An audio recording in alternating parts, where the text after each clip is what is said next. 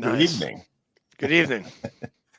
All right. First of all, before I start, I just want to apologize to everybody because half of my face is numb right now because I just got back from the dentist. So I'm going to lean on Andrew here to do a lot of the talking, which is usually not a problem. Hey, I don't have a problem with talking. I literally not cannot anymore. feel this side of my face. It's super annoying. But anyways, before we get started here, I want to talk about some of the events we have coming up. The 9/11 golf tournament is the sponsors are filling up. It's going great. We're still 3 or 4 months away. It's going to be a great event if you're in the middle of Tennessee area and you like to golf. Excuse me, I'm spitting all over. Man, do you want me to do this, man? Seriously, if you like golfing and if you like saving veterans' lives, go ahead and go on to Golf Status and find the Minutes Wisely golf tournament. It's right before the Southern Conference VFW tournament, which we're having in November. It's really easy. You can register, you can sponsor, you could do. It's pretty awesome. And Golf Status, they make it so you can have live scoring during the game. So tomorrow, when we all get paid, I will be sponsoring a hole for his tournament. Just keep your mouth. Just keep your hand over your mouth. I was spitting as I was talking, but all the money goes to our nonprofit Minutes Wisely, where we send veterans and first responders and Gold Star family members to sporting events and just give them a good night out. Let them know that they're not alone. That we're here for them. Yeah, that's good. Hey, we sent a lot of kids. We've sent 22, 26 people to different sporting events. We've only been doing it for like a year now, and we have season tickets for the Detroit Lions. We're working on season tickets for the Tennessee Titans.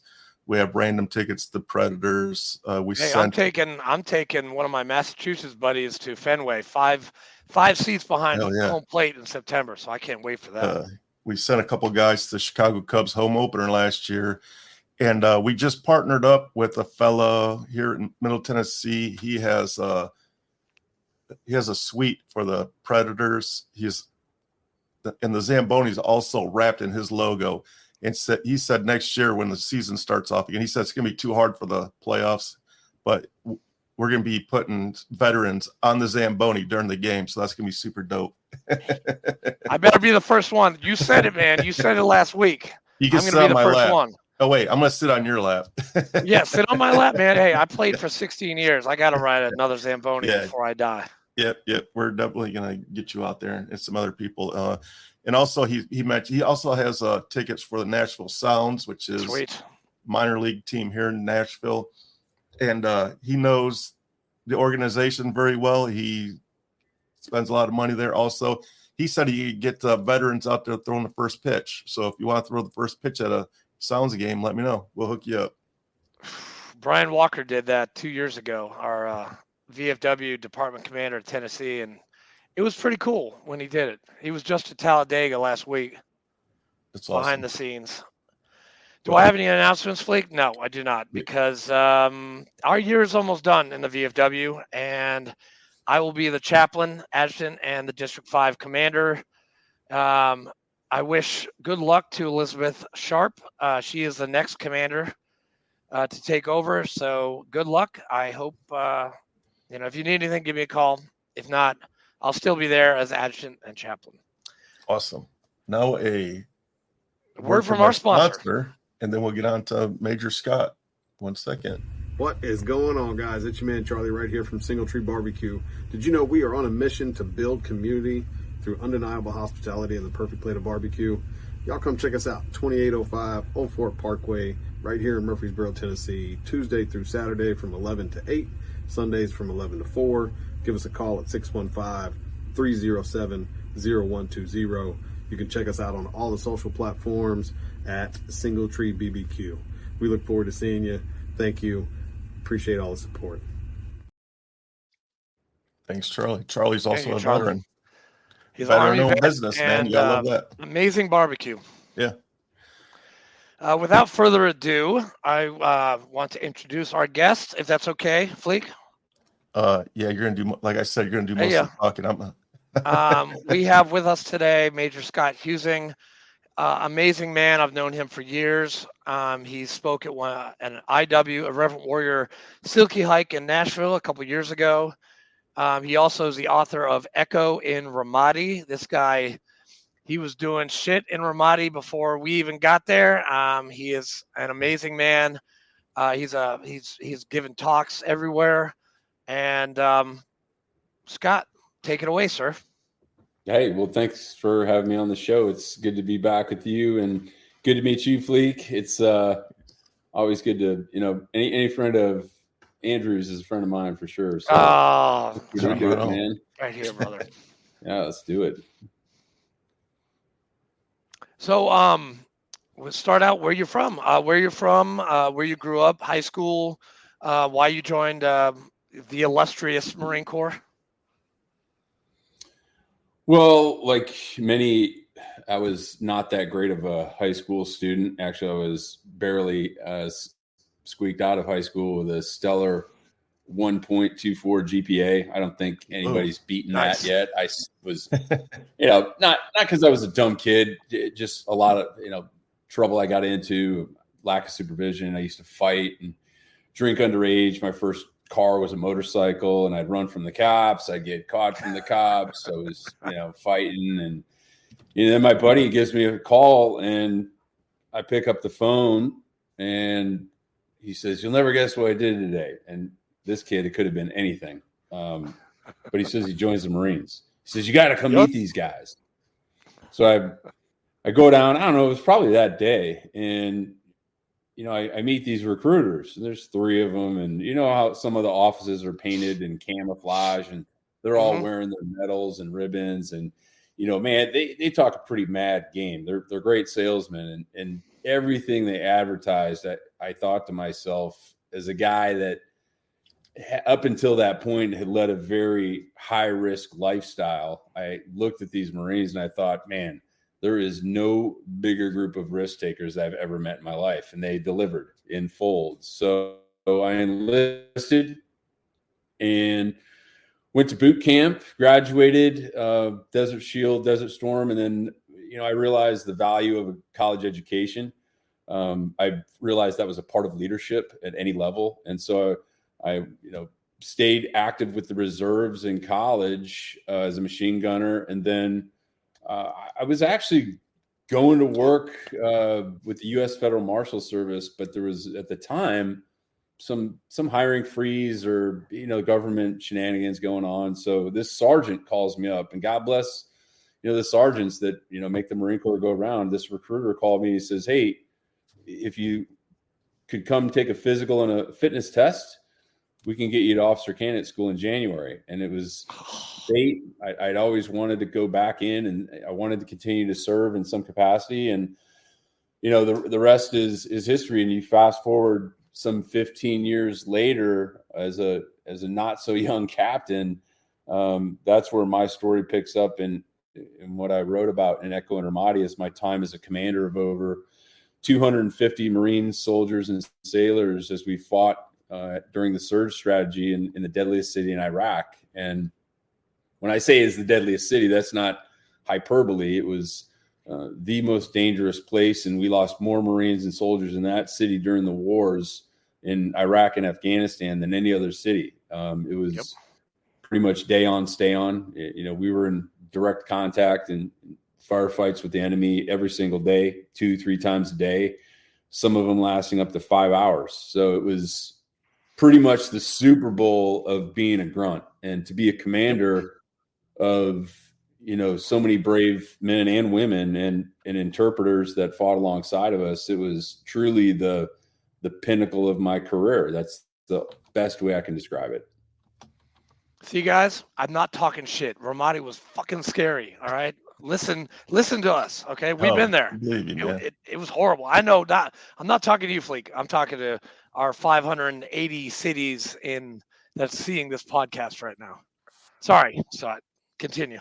No worries. I think one of the things I always talk about, and everybody always likes to talk about the war stories, but my book really isn't a war story.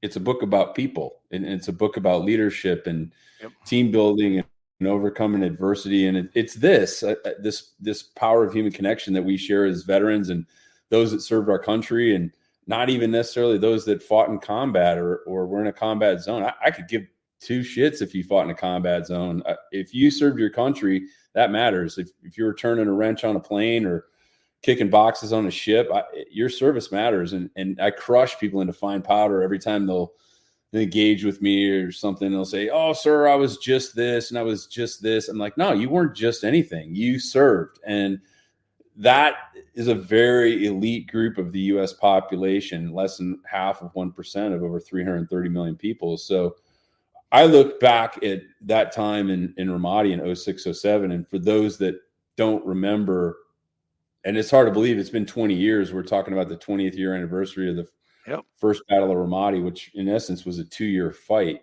in that city of over 300,000 people. But the war had gotten so bad that the insurgency in Iraq especially had become this giant game of whack-a-mole, where they'd pop up in Fallujah or Baghdad or Najaf, and we'd hammer them down into fine powder. So we really needed an additional 20, 30,000 troops on the ground. And that's when General Abizaid, Dave Petraeus, and George Bush ordered the surge, which flooded the battle space.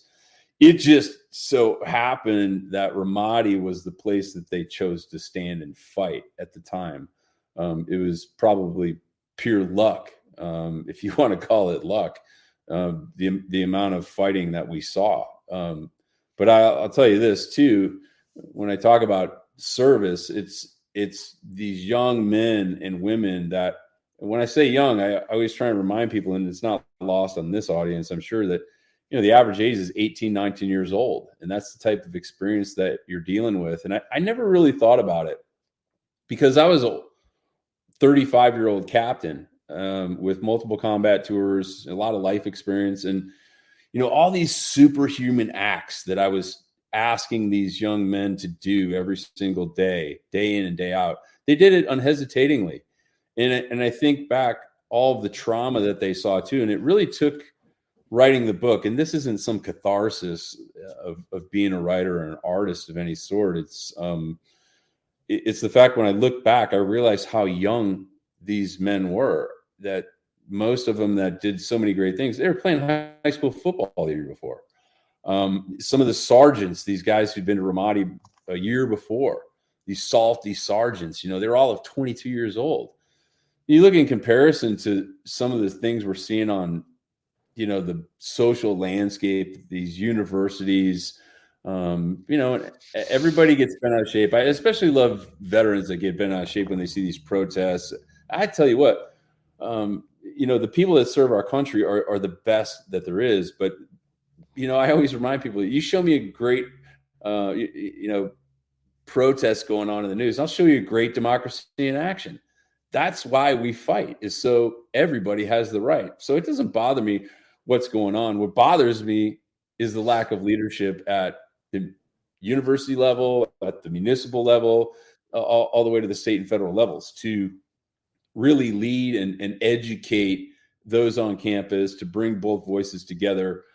But when I look back at my time, fighting in any of the wars I fought in, and 24 years of service in over 60 different countries and 10 deployments, that's why we do it. Everything we see on TV, and we're so inundated with so much information. I think that gets lost, and that's a problem, because despite all the fighting and all the guys and women we lost, we've come upon this juncture right now where every service branch is suffering a critical, enlistment crisis. Mm-hmm. It is a crisis, and I've been working with several people to try and help solve that.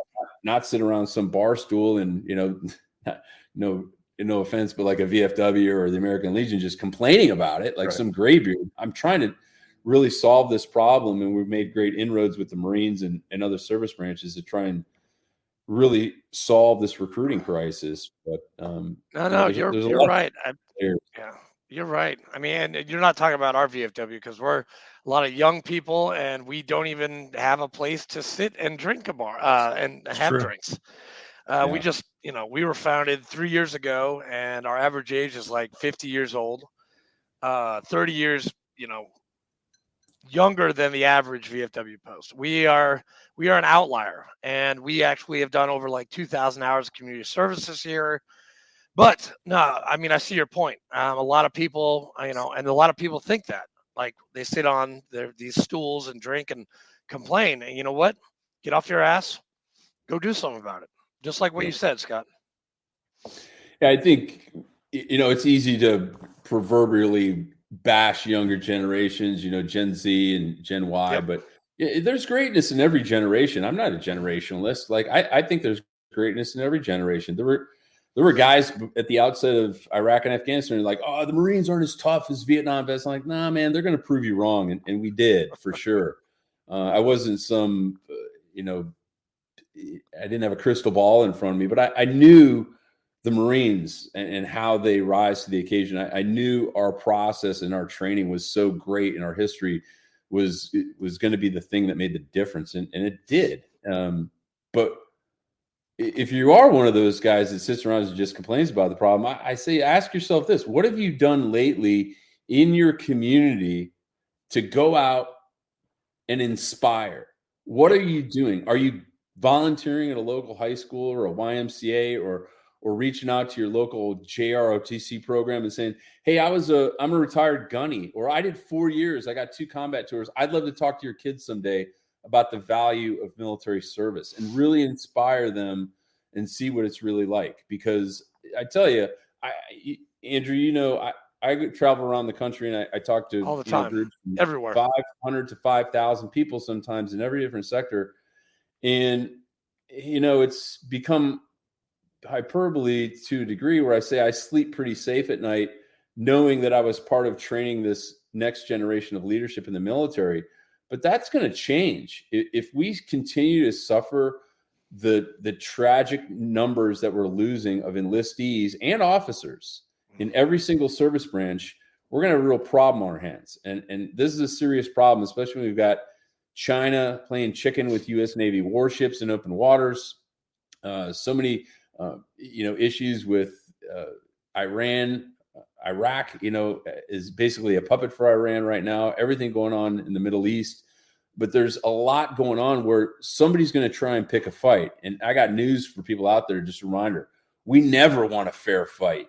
We always want to have the upper hand. And if we continue to lose 10,000 people annually, and that's how many people the Army failed to recruit last year, and the Air Force was just the same, take those numbers over the next 3 years. That's going to be a problem. So we have to do something. My role, I'm trying to infuse technology to the Marine Corps, Navy, Air Force, and Army recruiting establishments so they can learn how to use tech to recruit better, to use tech to get in front of these Gen Zs and Gen Y, because that's where they live. They all live right here.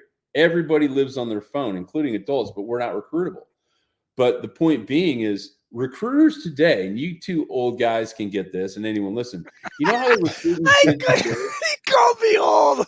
Oh, yeah, I feel it, Scott. How they're recruiting kids today? The same way we were recruited. Pull-up bars and business cards. I'm telling you, man, that's not how you lean forward and use technology and look into the future. So that's what I'm trying to do, and I'm doing it with this revolutionary company called ReviPro that's created this tech that not only addresses the recruiting, the retention, but also data collection, which they are woefully neglect on service-wide. So, wow, I've been pretty, I've done my part of, and I'm not asking favors. I've introduced these people to every C-suite level general officer and senior enlisted leader. And trust me, I went to the senior enlisted leaders first. One of them was John Troxel, the former SEAC, 2 SEACs ago, and CZ Colon Lopez is a good friend of mine. And now Sergeant Major Black has got the chairman level. But those are the guys I wanted their opinion first. And then we brought it to the general officers to try and see if we could help solve this problem. Damn. I had no idea that you were doing that, man. That's quite a feat. And I think it's a smart feat because These kids, they know tech. I mean, I'm still learning how, to use Facebook. And that was 2006 when Facebook came around, right? Yeah. Something like that. Well, hey, listen, we were busy in Ramadi in 2006. Scott, when exactly? When were you there? When did you put boots on ground in Ramadi? We got orders on the Marine Corps birthday, November 10th of 2006. And then we flew in probably 2 days later, did the advance party, and then we started occupying. It was before Thanksgiving. So damn. Okay. So yeah, we missed you by a month because we left in October, and you guys, we March 06 to October 6 was when 3.8 was there. So okay, yeah, we missed each other by like a month, but it was horrible. I mean, in October it was terrible. We had our biggest losses in April of 2006. We lost 4 in one day. Staff Sergeant McIntosh, Padilla, and then 17 for the rest of the summer. And I can't imagine what Ramadi was like after we left. Like, I have no idea. Can you tell us a little bit about your perception of Ramadi, like when you got on the ground?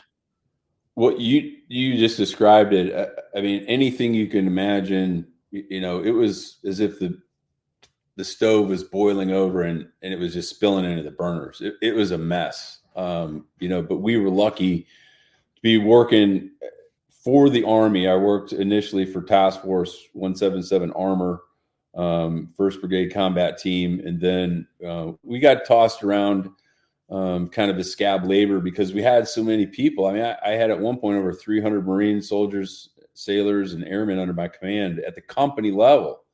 Damn. So Army companies in zone were usually about 80 to 120. So we looked like rock stars. So we just kind of rolled through the city and bounced from task force to task force. But what's interesting too is I kept in touch with a lot of those commanders and the senior enlisted guys when I got back, because I heard rumors of 5K fun runs on Route Michigan, and I heard that rumor too.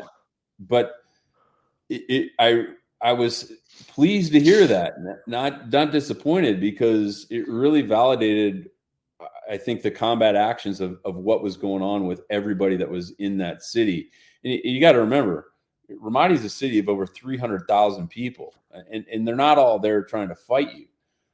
Some of them were, and they were very well trained, but a lot of them just want to watch their kids grow up and drive a car for the first time, or go to the soccer game and watch their daughter get married. And you had to fight in that. But I think what they did during that time frame, your time frame as well, it really turned the tide of the war, and it allowed that release of pressure within the city of Ramadi, which ultimately spread throughout other cities in Iraq, where again we lost a lot of Marines and soldiers in the city. But I'll tell you, my metric of success was always bringing as many Marines home alive as I possibly could. But if you wanted to measure success by the number of bad guys we were killing, I mean, we were lighting up the freaking scoreboard. I mean, it was. I read your book, and I heard a lot of stories, especially from, I don't know, was Task Force Bruiser still there when you guys got on deck? There might have been a couple of guys from that team there, but they rotated in. We had Jocko and Leaf and all those, and some ODA guys in zone with us as well that worked for the task force. And we were lucky too, because the task force commander was a soft dude named Chuck Ferry, and he was just he was as cool as they come, as far as being an operator and a commander, because he gave everybody under his command a lot of autonomy to be great at what they're great at. So how do you fight a war? You're fighting on one side, but you're also trying to make a rapport with the people also. How do you balance those two? Beanie Babies. Well, yeah, we did our share of that. It's tough, man. I tell you, that was a strategic error. because President Bush was so quick to take off the iron fist and slip on the velvet glove in Iraq and Afghanistan. It really put the guys at the tactical level in a real bind, because again, you have to fight and hunt and kill the bad guys, and you have to survive at the individual and team level every single day as insurgents are trying to, kill you. They're trying to blow you up, and, they had well-aimed shots from their snipers. We lost guys to sniper fire and IEDs. It was daily business. But you're interacting with the people, and some of them wanted truly to help. But again, you really didn't know who was there to help you. So you wanted to be kind to them, and they were kind to us too. But you got to remember, this isn't conventional warfare. We're fighting street to street, block by block, house to house, room to room, every single day. And we're doing it at night.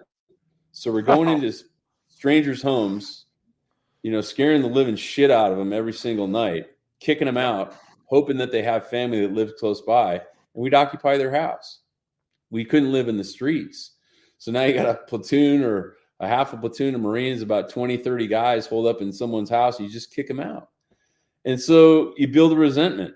They didn't love us for it, but they also knew we were trying to, kill the insurgency. And they didn't love the insurgency either. So we had a real problem. And in different pockets of Iraq too, you still had, a lot of sectarian violence going on in the capital cities, and like Baghdad. But Ramadi was also the capital city of Al-Anbar province. So there was a lot of friction that you dealt with every single day. But there were days too where the families would, they'd feed us, they'd give us hot chai, they'd give us bread. Sometimes they gave us information, but you just didn't know if the information was credible. But at the end of the day, my ultimate job was taking care of the Marines and those under my command.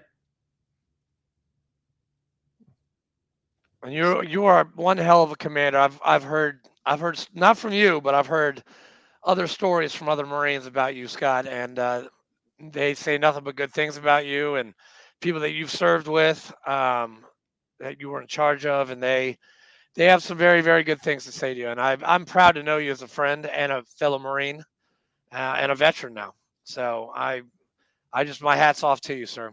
Really. Thanks, man. You're a great man, and what you did for us for Reverend Warriors a couple years back, talking to those guys, I think Zach really liked it. He talks about it all the time still. Like, oh my God, I can't believe you got Scott Heusing to come and talk to us.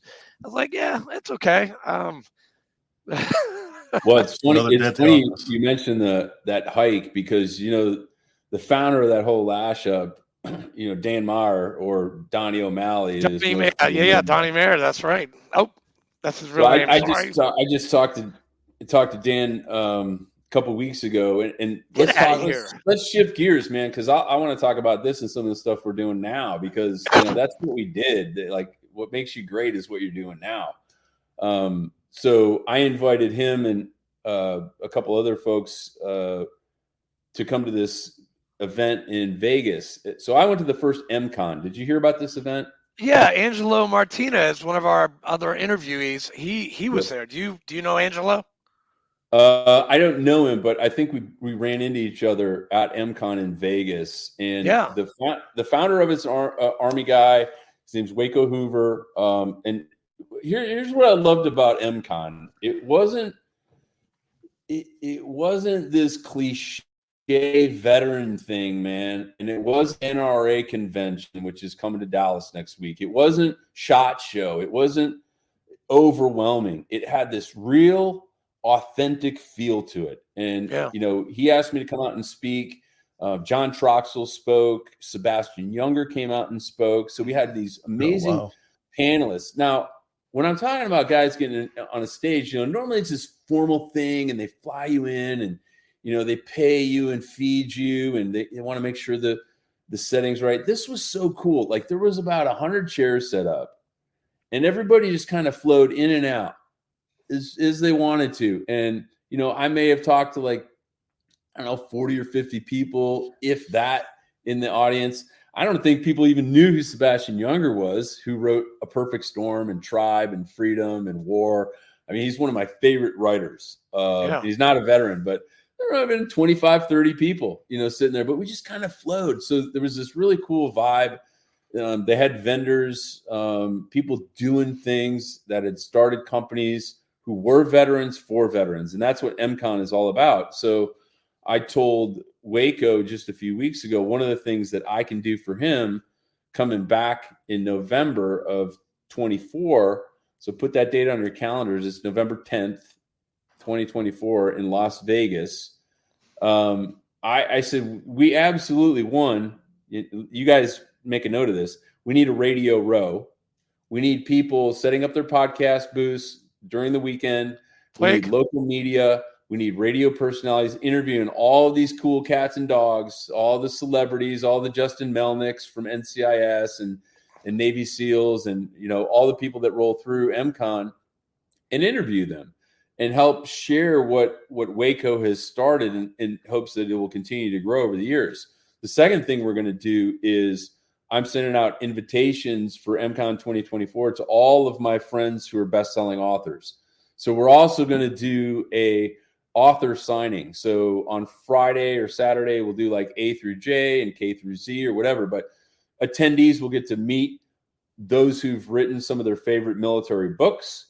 And I've put the spurs to a couple of my friends who own publishing companies to come and sponsor. So veterans can see that if you have a story and you've been struggling to tell it, here's one way to get in, is to talk to all these people that have shared their stories and do that.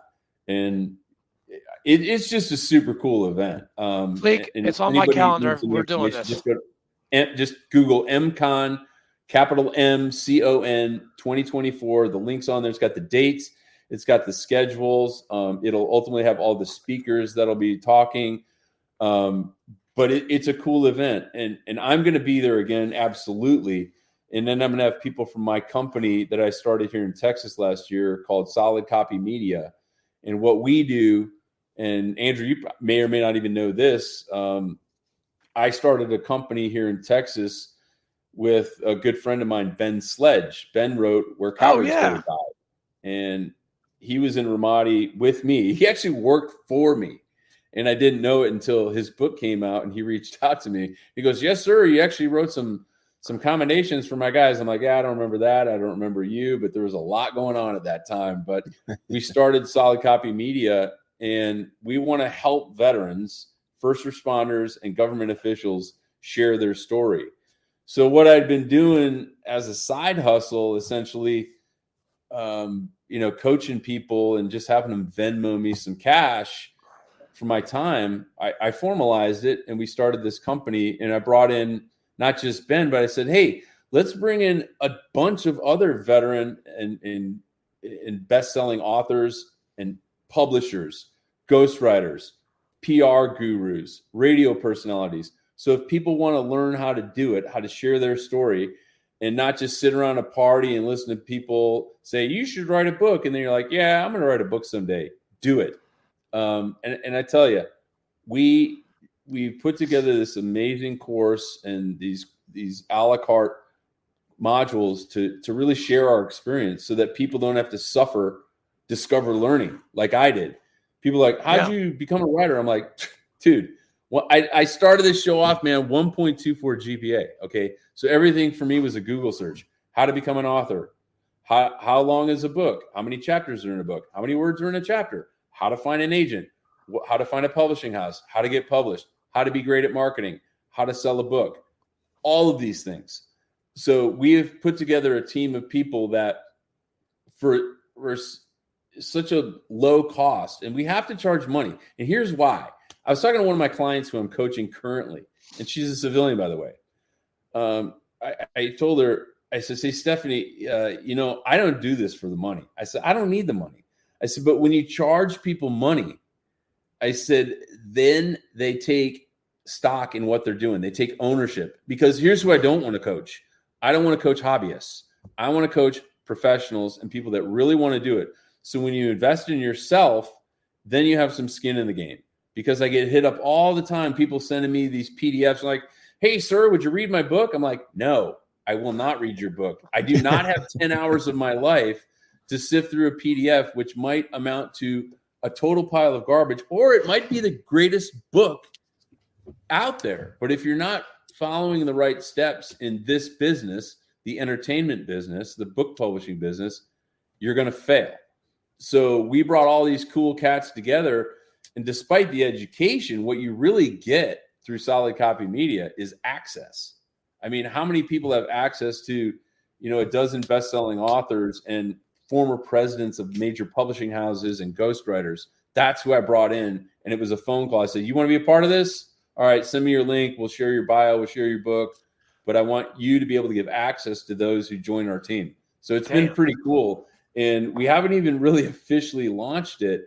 But one of the first things Waco said is like, you guys absolutely have to be at MCon because we need that for our veteran community to be able to share their stories. And it doesn't have to be a book.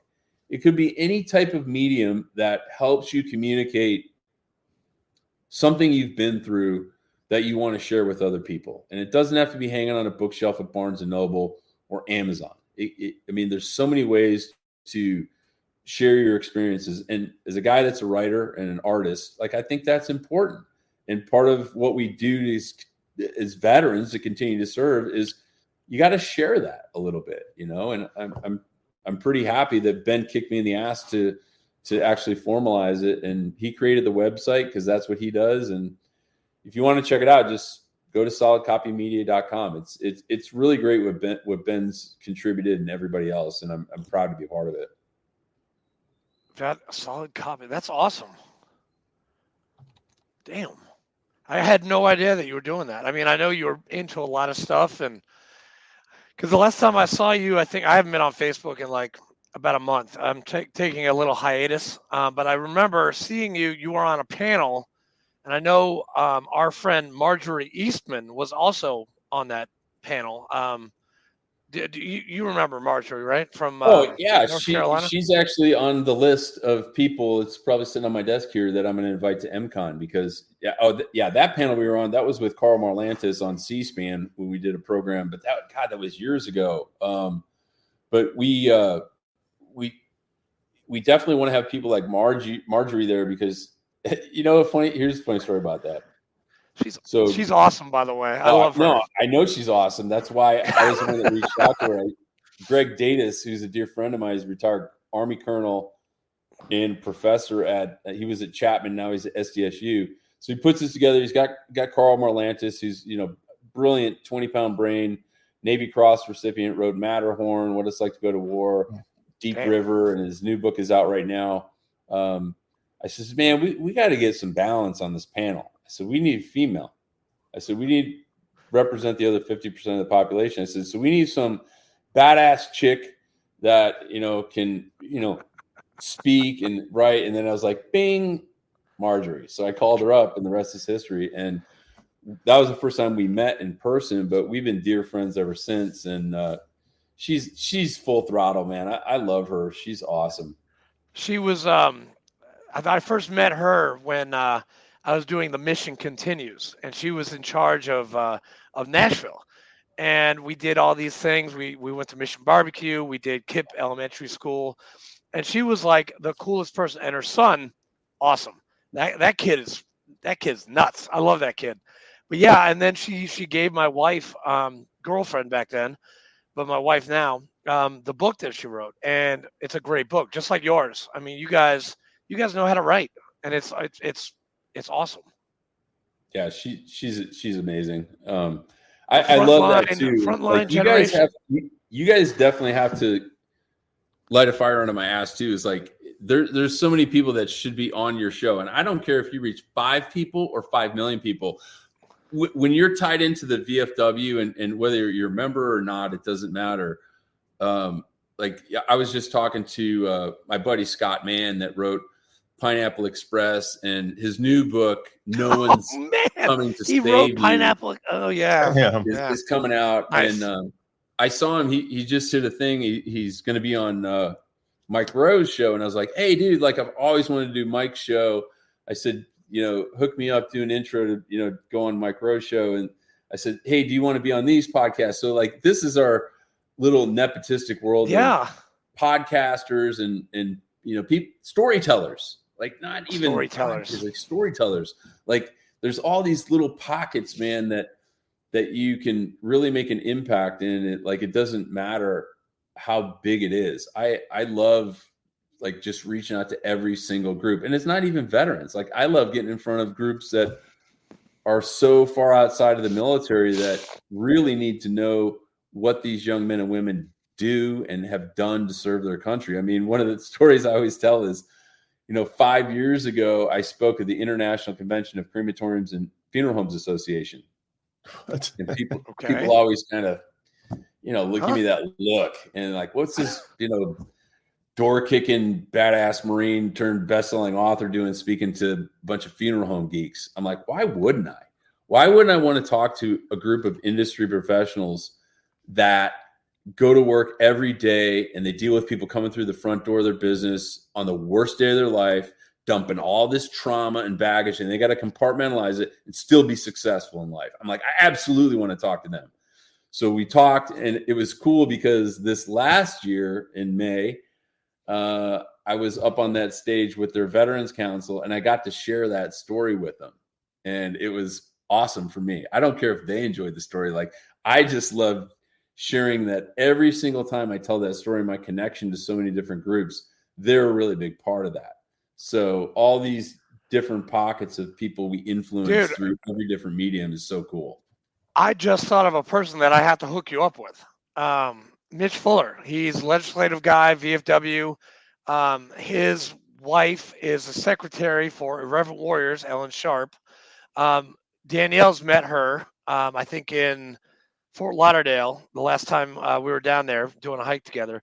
But you need to talk to Mitch, and he is going to put you in front of a lot of people to speak, because I think that would be it would be good. Mitch, if you're listening, I got a guy for you. Okay, this guy right here, and he's Texas. He's Texas. He's always in the Capitol, always doing something. So I got his number. You're getting it right after we're done this podcast. Cool. Easy, man. And Brian Searcy, you've met him, right? With the Paratus group. Brian and I go way back, man. I'm glad you guys are tied in. And I was talking to another Marine today too, Todd Boating, who was with Carry the Load. Oh, Todd, yeah. So Todd and Brian and Danielle, and we're bringing our Texas peeps together because we're all neighbors now. But they're doing great things as far as leadership.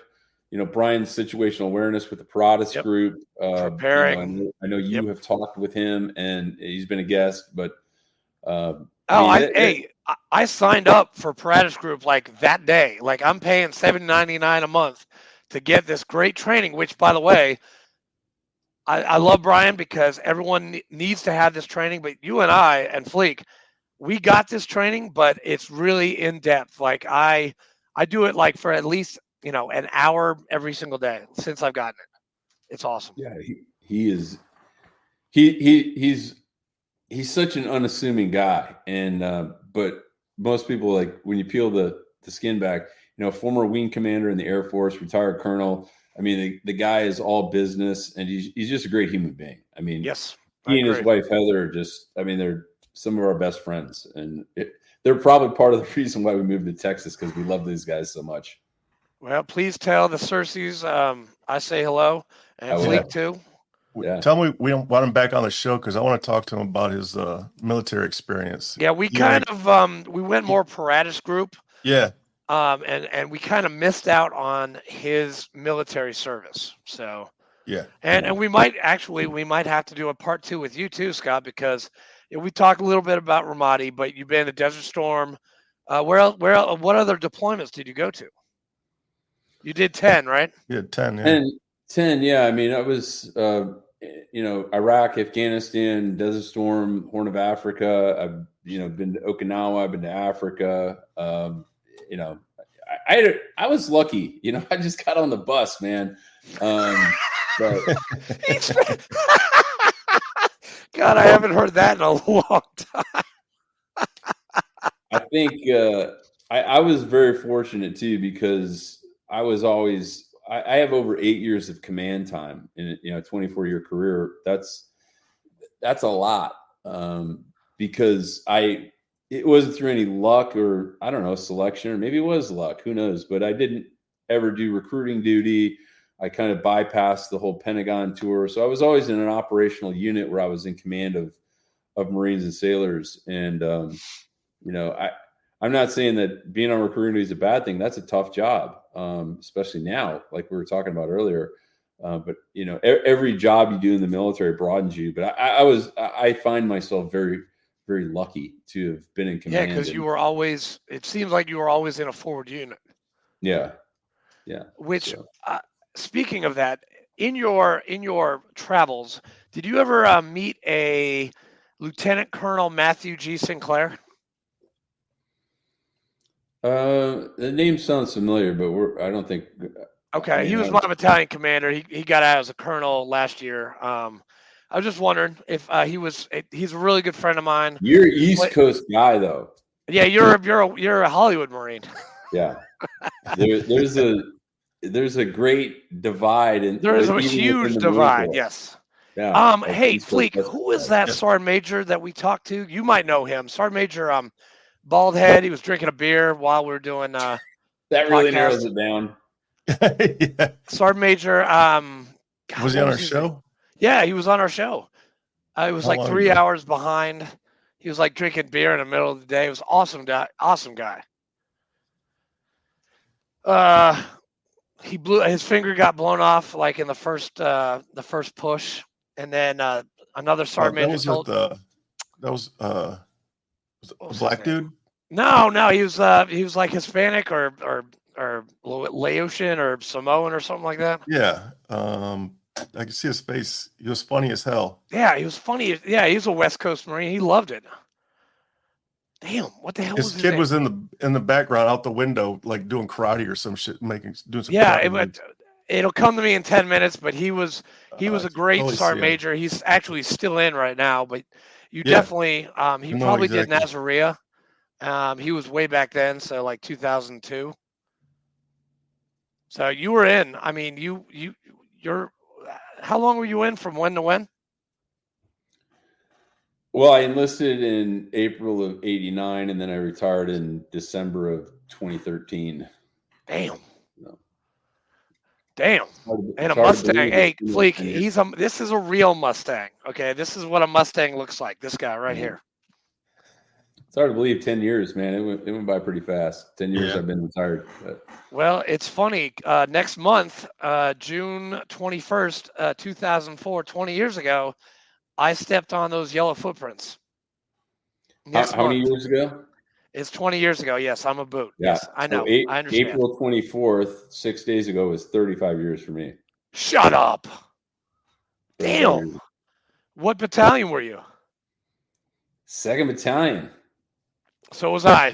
That's right. Fox Company, baby. Yeah. Wow. Did you have this is a boot camp question. You on Sundays, was that your senior drill instructor square away day? Yeah, East Coast, West Coast, same thing. Church. Okay. And laundry. All right. Yeah. And you'd go to church every Sunday just to get away from the drill instructors? To sleep. Me too. God forbid me. I'm sorry. That's awesome. It's pretty cool to go back. And you're on the East Coast still. Yeah, I go back to Paris Island. I actually, on my wedding honeymoon, I actually took Katrina. We've been married. It'll be 5 years. It was 5 years. It'll be 6 years in July.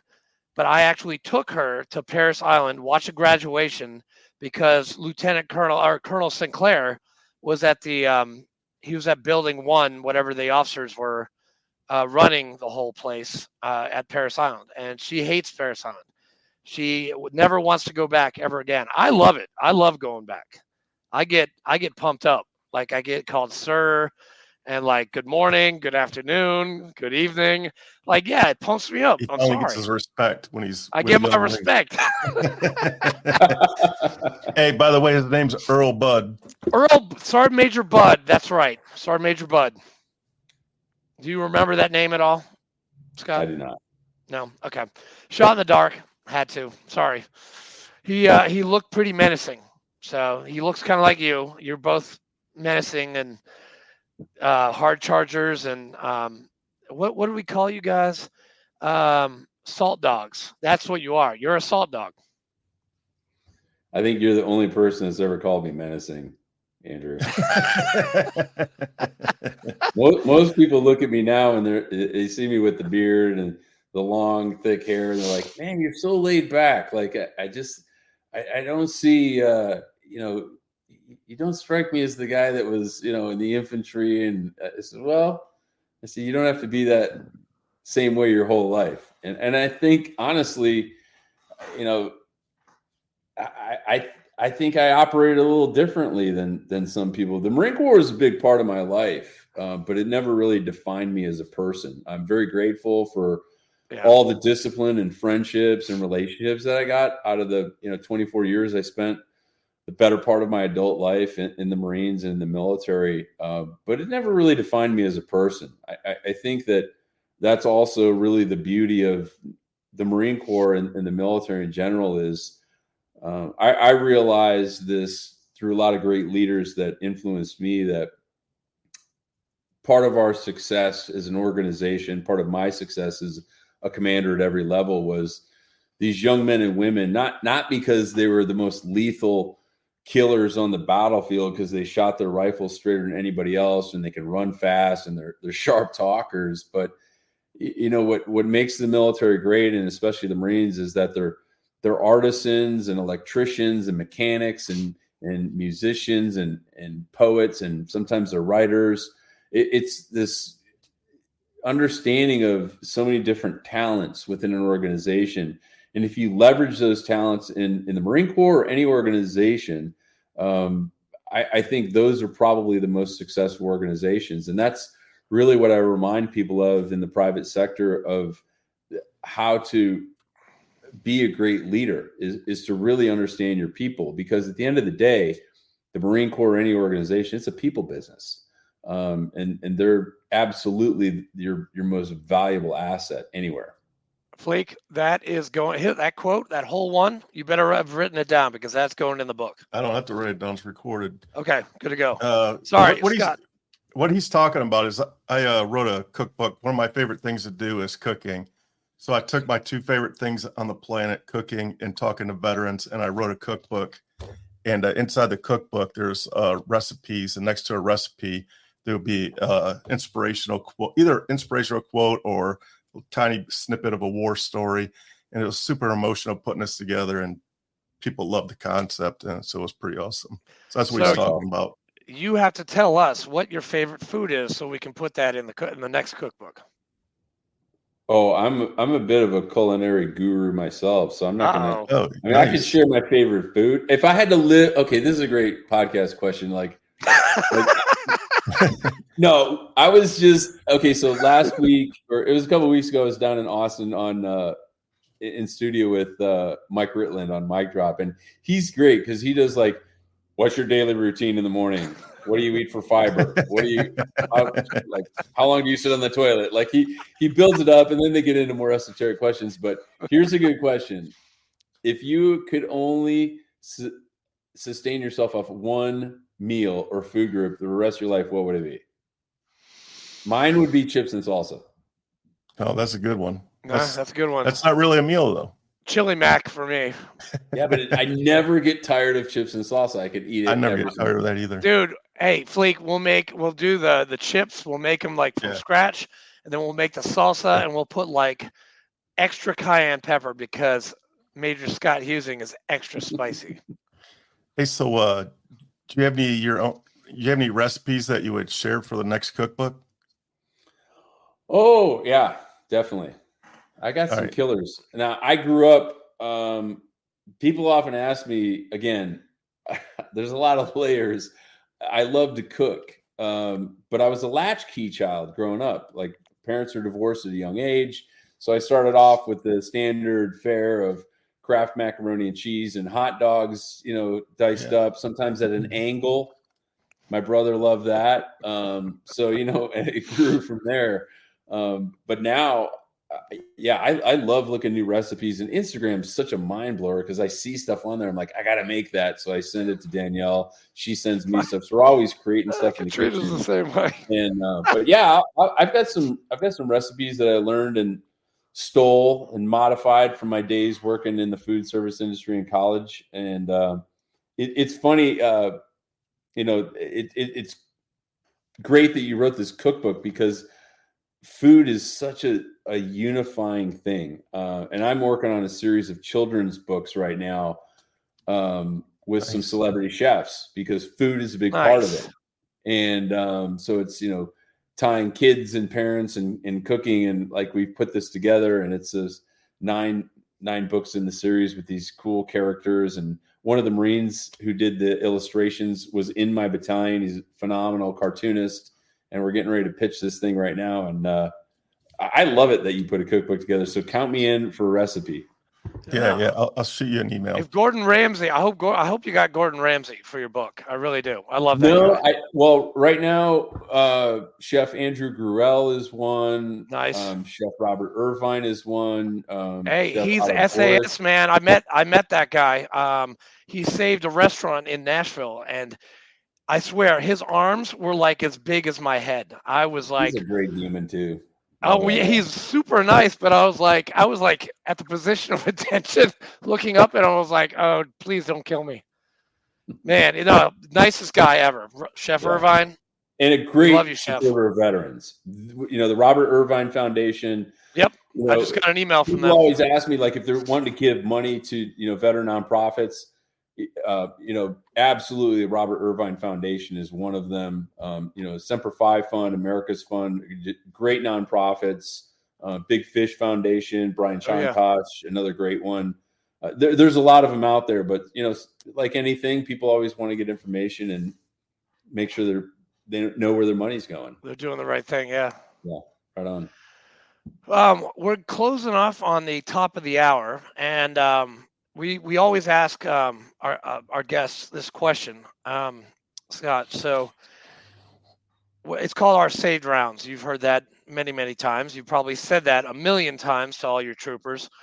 Our saved round for you is, what advice would you give to the man or woman who is enlisting into the military, be it Marine Corps, Space Force, Coast Guard, whatever? What advice would you give to them?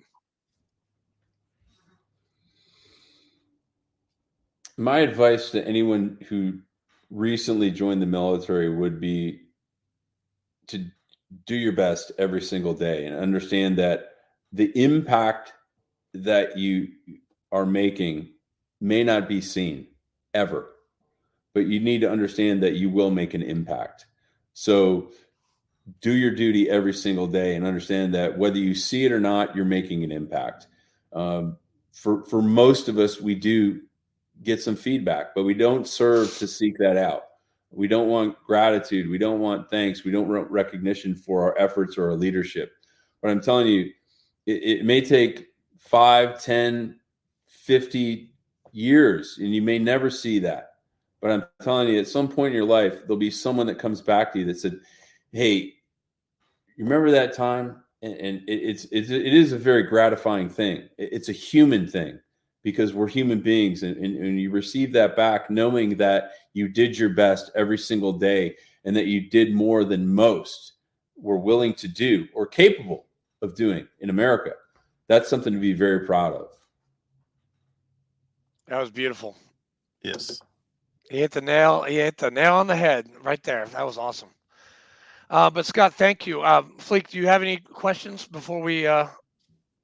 No, but I definitely think we should do a round. We definitely need a number 2 with him. We definitely need anytime, you guys. I'm so happy that we got connected on this podcast. I think it was because Brian Searcy was on the show, and then you sent me the link. So, and I actually said to Danielle, I was like, Danielle, get your fiance on the podcast like now, or I'll never talk to you again. And she was like, okay. Speaking of Scuttlebutt, there we go. Red bum scoop. Well, it's just and your fiance. I mean, Danielle she's amazing, and I only met her because she was from Exeter, New Hampshire. I was like, hey, you're from Exeter? That's really cool. Like I kind of like stalked her, and then she wound up to be this amazing person. Her son's in our VFW. Amazing human being. I mean, if it wasn't for you and that our whole time, through veterans and everything, you guys wouldn't have met. Oh my God, just the light of my life. And she told me that. Amazing human being. Yeah, she just said that last week, and I didn't even remember it. I don't remember. You were there. I love that event too. And then not just the fact that I met Danielle, but you picking me up from the airport, Richard. He's doing a podcast on his phone. I'm like, do you want me to hold the wheel? Like I could hold the wheel. Oh my God, I was doing a podcast while I'm driving. The boondocks. I'm like, I never met this guy in my life. I'm like, he's a Marine, and sure enough, hey, we're good at multitasking, so I can drive and podcast at the same time. Andrew's nuts, man. He's always doing 3 things at one time. Hey, this kid got NJP'd for drinking at Camp Fallujah in 2005. So. Yeah, I'm a nutball. I am. General Neary was the one that gave me a battalion level NJP. What were you drinking? Alcohol, I hope. I had a bottle, and I know you've heard this before, but my cousin, my family is Brown Foreman, or on my cousin's side, and they own Jack Daniels. Well, somebody, and I'm not saying who, it's Marshall, sent me a bottle of Listerine, and in the Listerine. For some reason, Listerine and Jack Daniels look exactly the same. So me and a couple of fellow Marines, we got drunk.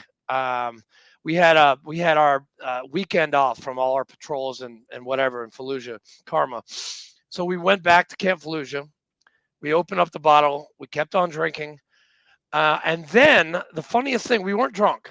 Me and another Marine, we got into the car with the battalion sergeant major and the battalion commander, and they're like, hey, you guys need a ride to the chow hall? I was like, yes, we do, sir. Didn't smell it on us. It was Lieutenant Colonel Neary and Sergeant Major, oh my God, Rick, what was his name? Sergeant Major Rick, Rick something, It's really funny. And then he took us to get chow.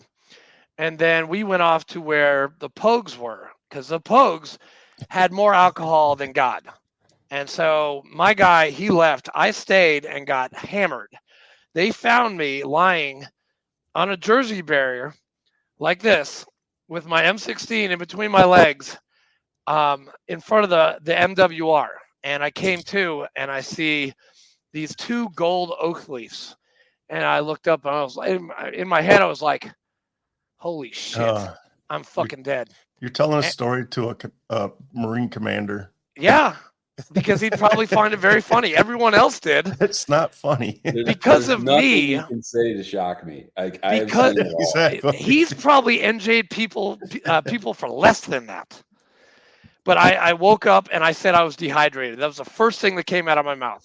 And my gunny, my platoon sergeant, he found out that I had gotten caught like this, and he came over, Gunny Hill, Master Sergeant Hill. He came over and he got the truth out of me. And he was the scariest son of a bitch I've ever met. I saw him last August at our reunion, and he and I were just cracking up. But yeah, he got the truth out of me, and I was kicked out of the platoon. I went to headquarters, and I had to scrub porta shitters for about 6 months, plus patrol, plus post, plus I did convoys. So whenever First Sergeant Guzman or Captain Liston had to go and talk to Lieutenant Colonel Neary, I was on the convoy, on convoy security. And that was 6 months. That was a horrible deployment. I was a shitbag. I was a Blue Falcon. I was I was bad. And then I didn't learn until Ramadi to actually become a good Marine.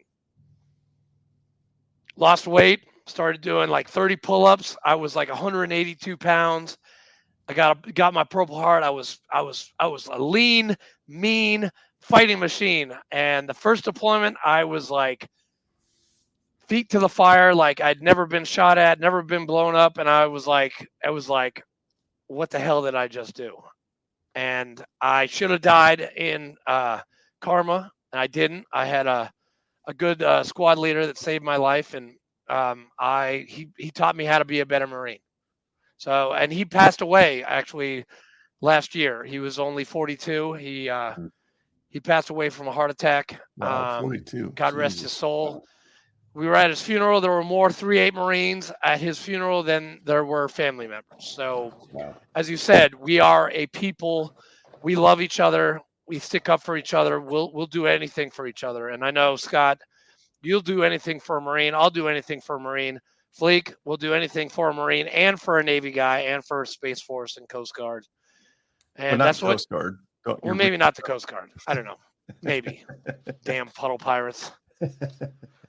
But no, Scott, we love you, man.